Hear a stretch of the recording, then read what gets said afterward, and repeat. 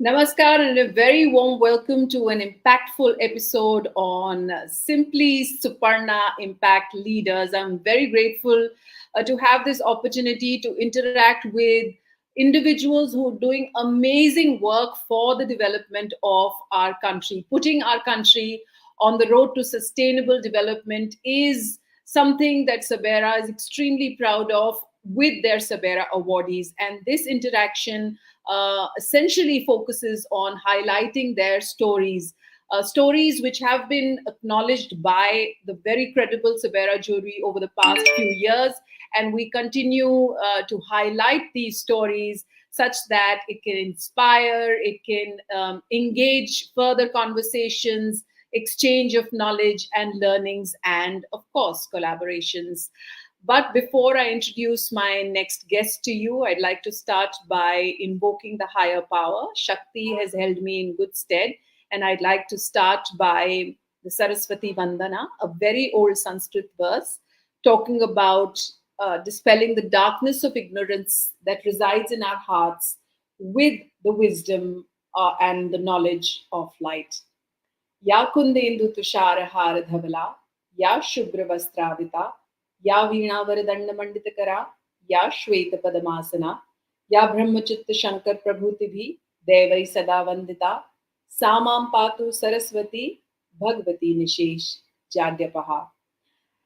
And I'm very happy to introduce to you Dr. Neelam Gupta. She is a lady who wears quite a few hats. She has had quite an amazing journey to have reached here, wherein she is the founder for AROH Foundation. And she's gone across 21 states of India, working for the upliftment of poor and underprivileged since 2001. And her USP is empowering women because, like we all know, if you empower one woman, not only does she emancipate her own self, but also emancipates her family, her communities, and that development happens that much more faster. Thank you so much, Dr. Gupta, for doing what you're doing and doing this for us today. Thank you so much, Suparna, for having me here. Much appreciated. You're doing wonderful, tremendous work. In fact, bringing in the impact leaders, which is required to spread the word, basically, what we are Yes. doing, and nothing can be better than that. If Yes, you speak because for us, we have such a large pool of dedicated, inspiring individuals and organizations that never seem to get that mainstream attention, and that's the intent of Sabera, really. you You and have Sabina, I been think it's wonderful. you have been Thank you a so much. very inspiring personality. I've noticed we were having this conversation before. I mean, you're someone who wanted to be a scientist when she was young, in class 9, and she won a scholarship which kind of supported her till her master's.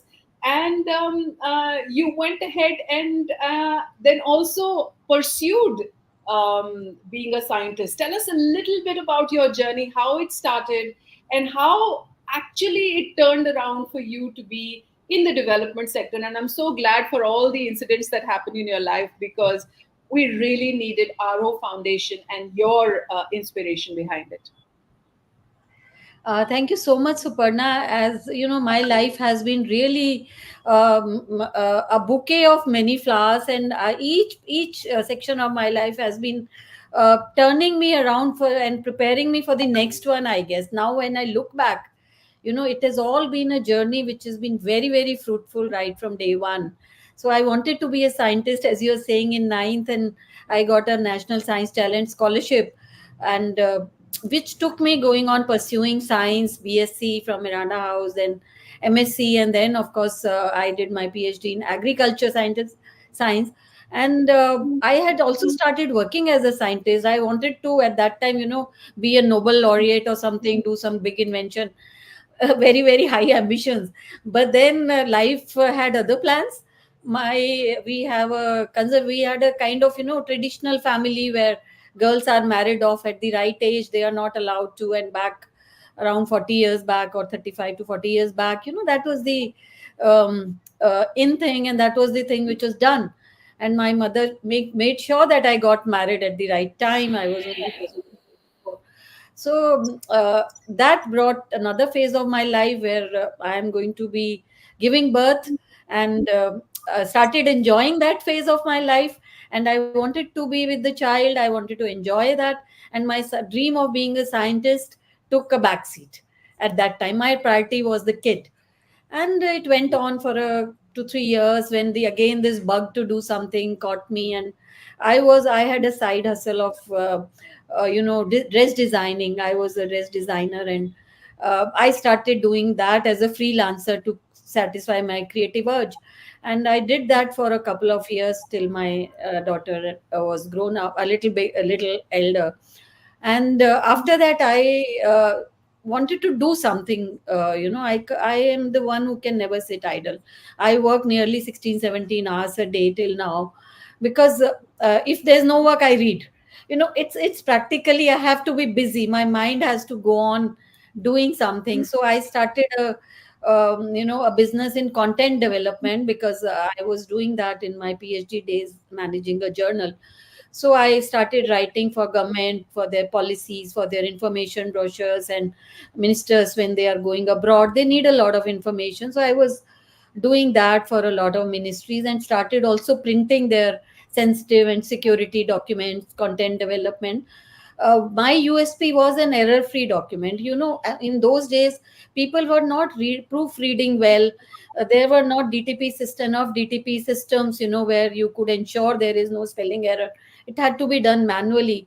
So I got such a lot of work again, because of this particular USP, that you get a correct factual document from this lady, and also she gives you on time, because they are always running and firefighting.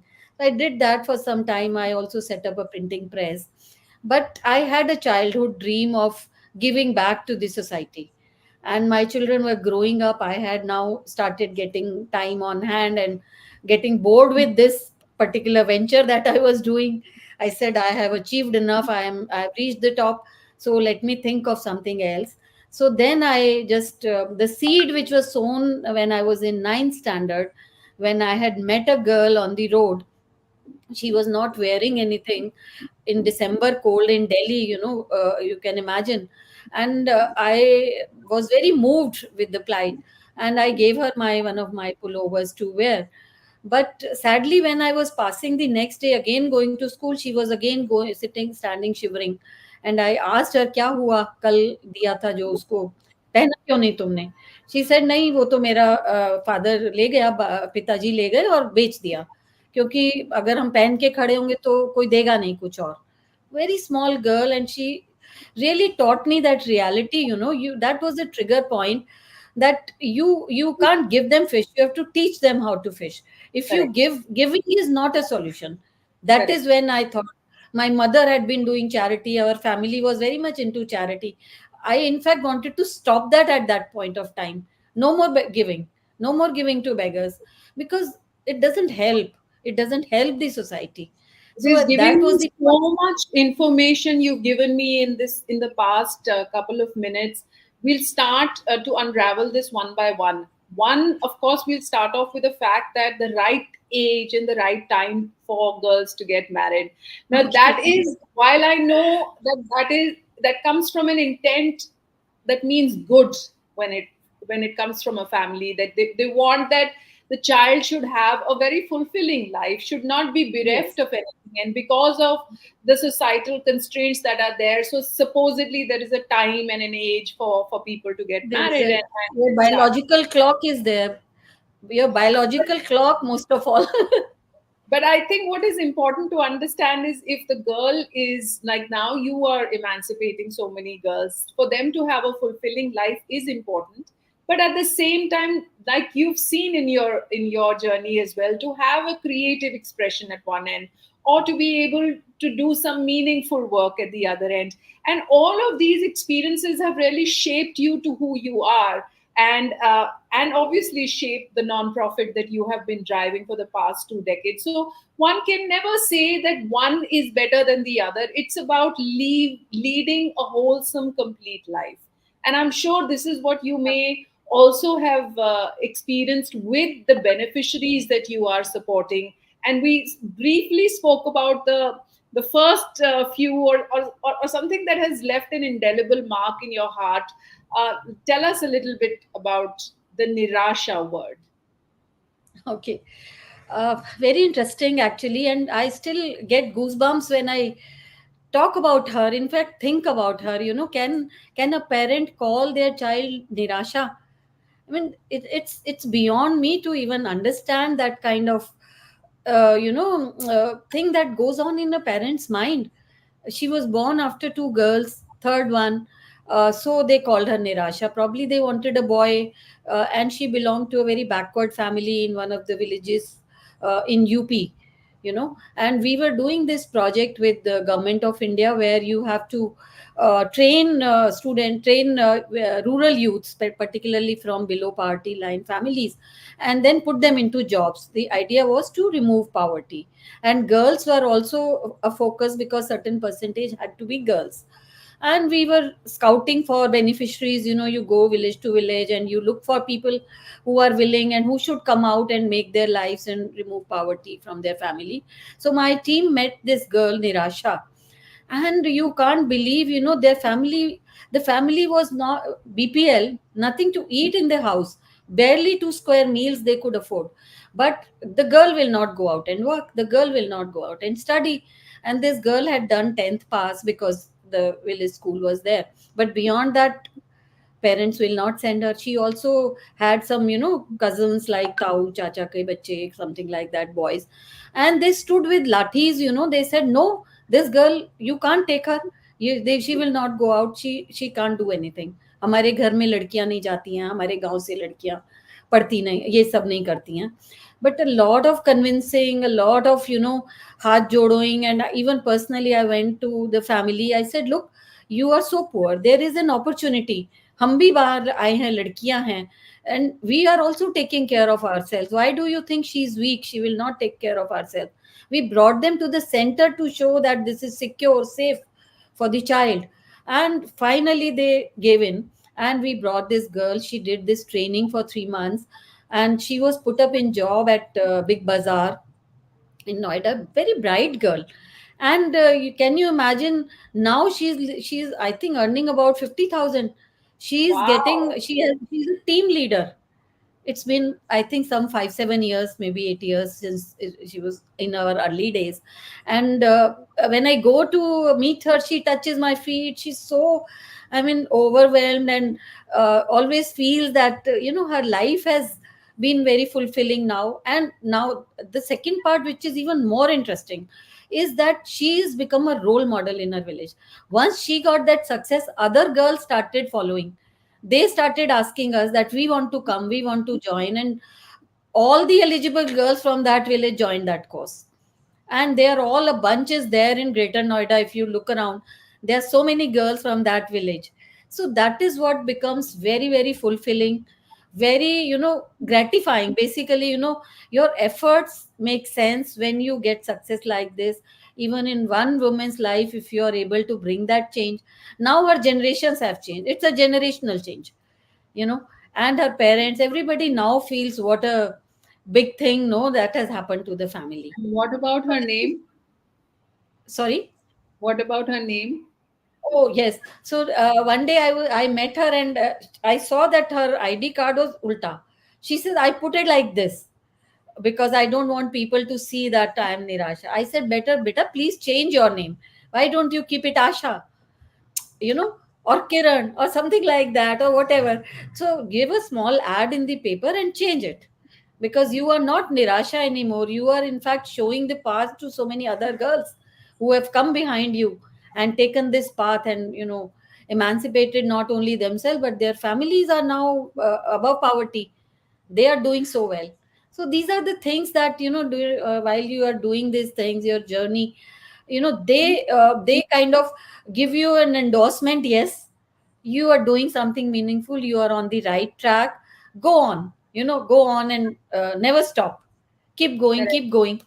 Yeah. This is indeed such an inspiring story, and the fact that you also mentioned that earlier, while you as a young child, your first reaction was to probably give your own sweater to this girl on the road, and the next day when you see that sweater is already gone, has been sold by the father, and you realize it, such an important lesson at a very young age, that it's not about charity, it's not about philanthropy. I think it is about enabling and Bringing the change. Yeah, bringing. enabling. Yes. Yeah, Yeah. and your exposure also with, I think, the government agencies. I think you bring a lot of knowledge from that also to RO. So you've seen the whole transition, with the CSR law, and then sustainability, and then ESG. Do you feel that these are basically just mandates by the government, which large organizations and companies are not so serious about and merely using as a tick box? Or do you see that there has been a conscious change, within large organizations as well? Yeah, I think initially when the law came, in 2014, I think 13 the act came, and it was 14 when law started. At that time, I think a lot of companies were disturbed. They never wanted it. Some of them who were anyways doing work like Tatas and Birlas and some major companies, they kept on doing, but it was certainly a disruptor. It was certainly making them do something which they never wanted. But then over the period of 10 years, I've seen that even CSR law, the companies have evolved around the law, the mandate, and there is a lot of due diligence now involved. NGOs have become very serious, or if you're not serious, you're wiped out, because there are major due diligence and compliances which you have to meet. If you are to do a project, it's no more writing the check and nobody goes and sees what's happening in the field, nobody goes and checks. But now companies are becoming serious, it's their name at stake, and also it's a boardroom decision now. The board is caught, the board directors are caught if things are not done right. And especially in public sector, one RTI can just put you in trouble. So I think a lot of seriousness has now crept in, although we need a little more seriousness, a little more working on the database, avoiding duplicity, avoiding the efforts going on again and again, quality of work which is being done. All those things are still areas where a lot of improvement is required, because we see in the same place 10 NGOs will go and do the same thing, still the impact is not there.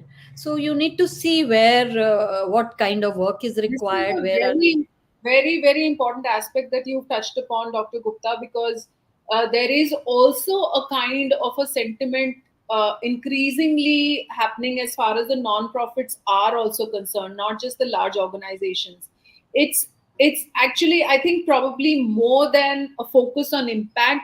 It has become like an alternative revenue stream, or to park your monies, or, and I'm being very candid about this because this is the conversations that flow, and it's extremely important that the have and the have nots, and the ones who are actually looking to fund good work, need to be connected. It can't be that at one end you're working at a silo wherein you have a mandate from the government, and then you don't know what you're going to do, so anyone you can just pick up so that you can be compliant, or you can file your compliances. But actually, on ground people like AROH Foundation and so many others that SABERA has been consciously trying to bring to the main center stage and build bridge that gap. Because I've also personally seen that large organizations are very committed now. They are moving beyond their only commitment to their immediate stakeholders, but they're actually looking at impact for the larger good, and they're the Absolutely. ones who can fund it. The government is the one who's facilitating these kind of policies and trying to pivot the policies, and I think that is also extremely important. And at the same time, actual on ground people who are doing should be connected, such that there is free flow of knowledge, and something which is successful in one part of the country can be replicated in the other part. And I think RO has been doing this pretty successfully, considering that you have even gone into extreme regions of the country. I mean, even Naxalite areas, and tell us your experience with that. Yes, I think we went into these areas way back in 2009, 8, 9, 10, when it was they were called red corridor areas, and Naxalites were at their peak, affecting the areas where they were present. And this was again the same project, the government project on skilling the rural youth and bringing them out for jobs and all. So there we were working in deep Naxalite areas of Odisha, Bihar, and Chhattisgarh, etc. Where when you go into a region, they say 6 foot ka आओगे 5 foot का वापस जाओगे. They will kind of they will threaten to behead us. कि यहाँ पे गांव में आने का जरूरत नहीं है. But then nothing to fear actually, because I always felt that I am doing work for people, and people are benefiting. Their major thing was with the government and government officials and business people and all. They were pro people when we what we experienced, and we requested them that we are doing good work and for your people. So let us come in your village and help them. So they were okay. Finally, we survived. It was difficult to find manpower for those people. People would be scared to go. Even now we are working in for example in Sukma near Bastar, where you would have heard, I think 10-15 days back, 10 people were killed in that area. So it's again a deep Naxalite area. Still instances are happening of killings and all. But then you have to work. These things can't deter you. And if we don't go there, who will go? NGOs are to work in difficult areas. They are to work in remote areas, and where normally commercial people will not go, or people who have other interests will not go. So when you're working for a society, we go to the people who need us maximum, who need development, who need to come out, especially women. We I have been particularly interested in uplifting women, as you said in the beginning, because it you uplift a woman, the whole family is uplifted, the whole society is uplifted. And I am seeing the change in women, when we go and start a project with them, when we take up any initiative with them, more than men, they are coming out for the meetings. You will see, I am so delighted to see there is a project on financial literacy that we go and do in villages, teaching them how to do banking transactions, how to open an account, how to make use of various schemes that government is offering, and things like that. You will see 100% women. Men are not there in the meetings. Can you imagine? I feel कि तुम लोगों को सब पता है. You are doing everything on your own. You don't need to learn what is happening. But women, of course, I mean, it's really, I am always delighted to see them trying to learn, trying to move forward, trying to see how they can be better. And that is, I'm talking about deep interiors in villages. They are also motivated today, and they want to be something. This is my observation in the past few years, at least. Not initially, they were a little afraid of men, if I would say. They would have a ghungat, and they would look at the men, whether I can come, whether I can go for the meeting. And if they say, no, you sit here, you can't go. So they will be afraid. Hmm. But now they feel that we are behind them. We are supporting them. You come out, and it is for your good. Even if you don't work, even if you don't go out to work, this knowledge and this information is going to help you. If you are managing your child, this information is help you will help you to keep them healthy. Hmm. Hygiene, there's so many things, so many advantages of learning. It's not only for jobs. I am not really for that all women should take up jobs. Why? I mean, if they are happy at home, that is a big contribution. Rather, I'm also advocating for stopping this unpaid labor. Hmm. Why are they called just a housewife, or Hmm. this is totally unpaid labor. If you go Right. to villages, they have no household help. So they will Right. start at 4 o'clock in the morning, Hmm. cook, then do the household chores, look after the elderly, look after the children, then also go to fields, work in the farms, come back. So if they are busy 12 to 14 hours a day, this is what is this? Unpaid labor, which is not recognized anywhere, Okay, not now tell counted. me something a little bit about AROH as of now. What are the outreach programs that you're doing, and in what states? And also, as a corollary to this question, if in case there are people who may want to associate themselves with RO, whether it be as a volunteer, whether it be to support some of your initiatives, what are those that they can look forward to? Yeah.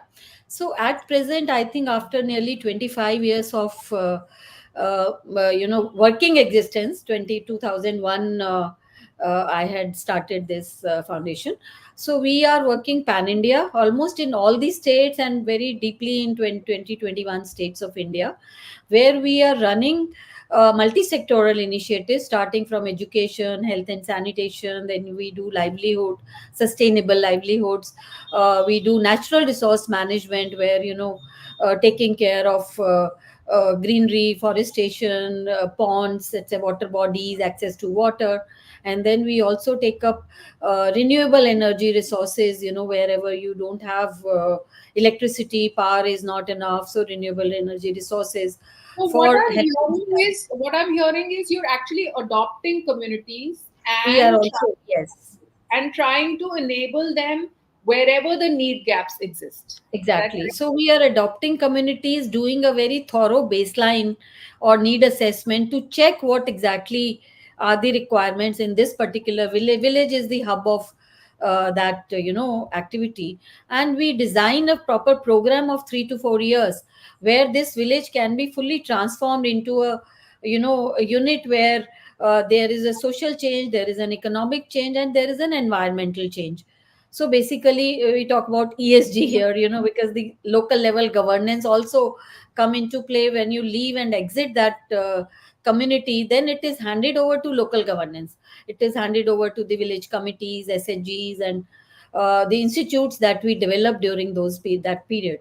So this is a holistic rural development program that RO has been doing now for many years, and we have transformed several, I think more than 500-600 villages where we were acting into for the positive change in the lives of communities, and practically working on each section of the community in that village. So I'm And scrolling your website address in case people may want to reach out. Are there volunteering opportunities? Are there opportunities where they can contribute in terms of funds with larger organizations? So is this the right address to reach out to you to? yes, they can connect us at aro.in. And we have right now, I think, more than 900 people directly on roll working in different states and different areas. And a lot of volunteers and interns do join us. They come off and on. Interns are regularly coming from big institutes also, like IITs and, names, etc. They are always working. Some interns are always there. So volunteering opportunities do exist, and of course funding opportunities. If corporates want to fund us, we have customized programs. Basically what we do is we do the baseline and need identification. Only then a program is started. Otherwise there is no impact, without getting the proper need assessment. If you start working and if you do some work, then the impact is not there. And have you also experimented with some amount of technology? If yes, what has been the outcome or what have been your learnings through that? Yes, technology is one of the major components, and especially during COVID, when this digital, we all went digital, and a lot of things we had to adopt through digital platforms, like a lot of audio visual trainings are being done, in the field. Most of the trainings are now in also hybrid mode, and when we go to the field, people take projectors and computers to show them the slides, because audiovisual experiment experience is always good for people, especially when you're not very highly educated. You don't want to read books, etc. So this is one part of technology, that digital use of digital platforms in a major way, not only in our initiatives and programs, but also in our working at office, keeping the records, keeping database of the beneficiaries, and keeping the entire system running on digital platforms. And monitoring is again a very very important part of which technology enables us to monitor. Sitting here, you can e-visit the project. I really don't need to travel. So this is one big advantage of And also, I think the digitization or, the banking system, the UPI system, and this yes, financial literacy that you're talking about, I think all of this has kind of catapulted, somehow the other, even the remotest parts of our country. exactly. Uh, Yeah. but are there any roadblocks that you feel that need to be cleared or at least pivoted, even when it comes to policy? Do you think that there has to be some amount of change, because you have such a vast, rich experience and you've seen how change has impacted even in the interior most country parts of the country? What do you think should be, the future course of action as far as policy is concerned? Yeah, I think policies are in place. If I talk about education policy, it came in 2020, and we were hoping the policy said by 2025, all the goals will be met. And that even talked about sustainable goals in education, etc. But then policy making is just not enough. Implementation and enforcement of policy is more important. I always feel that, on paper we have a lot of good things, as I have given this example of education policy 2020. But where are the schools where you will implement it? Where are the teachers who will work on this? There is a huge dearth of teachers in our schools. If you go to villages, one or two teachers are managing 200 students. They are doubling up as subject experts. So these things are keeping us, a little backward, as far as our development and educational backwardness is concerned. Here, you can have technology, maybe, can come to a rescue, where you can have digital platforms installed in all schools. We have been doing smart classes in schools, where, content can be delivered sitting at one place in a city, and all students can watch it. If teachers are not there, or expert teachers are not there, one facilitator can help children run that course module I think what via I've different. also seen in the course of recognizing good work across the country that's happening, that a lot of in between organizations and social entrepreneurs have actually come up to empower maybe government schools, empower the teachers, making smart classrooms and various other software, a lot Yes, of what you are also talking about. So this is also a new sector which is now emerged, not just emerging. Yes. from the government public side, not just from the development side, but actual social entrepreneurship in between that is bridging the gap. That was also coming in. So this is one gap I think we need to bridge as soon as possible, to make the rural children learn, and to have better learning outcomes for rural children, because their learning outcomes, as several reports, ASER, etc., which come out every year, they indicate that learning outcomes are very low. So I personally believe that if you are able to enhance the learning outcomes, give good quality of education in the initial stage, primary stage of life, when your cognitive abilities are developing, and you are able to give them quality education as well as critical thinking, and a good, basically, environment during that period, then you need not do anything else in development. Children themselves will be smart and empowered enough to take this forward. So I feel that during the early years, especially up till the primary education, all schools should be very well equipped with quality teachers, quality systems, quality infrastructure, and quality management, to give them the best experience in education. And after that, they will demand and they'll take it forward. They will, know what is Dr. to be done. Now we'll wrap up our conversation. This has been quite enriching, and I hope it can inspire other people who would want to do something. So it's not just an NGO or a trust, but you can also get into being a social entrepreneur. Like SABERA as a platform is a social entrepreneurship initiative. And I would want to also, as a parting note, understand from you what we can do better as SABERA, and what your experience was with the platform. It was tremendous, actually. These platforms, and I one thing good about Sabera is that it's very authentic. You have tried to maintain the authenticity. There are awards by the dozen. You apply, you pay money, and you can get the award, which doesn't mean a thing. We don't really believe in that. If the good work is recognized for the value of work, for the good you are bringing to people, like Savera does, it has a very authentic jury. I know how many rounds we had to go through, and how the organizations or the good work is selected by Sabera. I think that is a stamp, that is an endorsement that change makers need to have, so that they are further encouraged and motivated to go on doing good work. And there is a recognition that you feel that, okay, I'm on the right track. If Sabera has recognized me, I must be doing something good.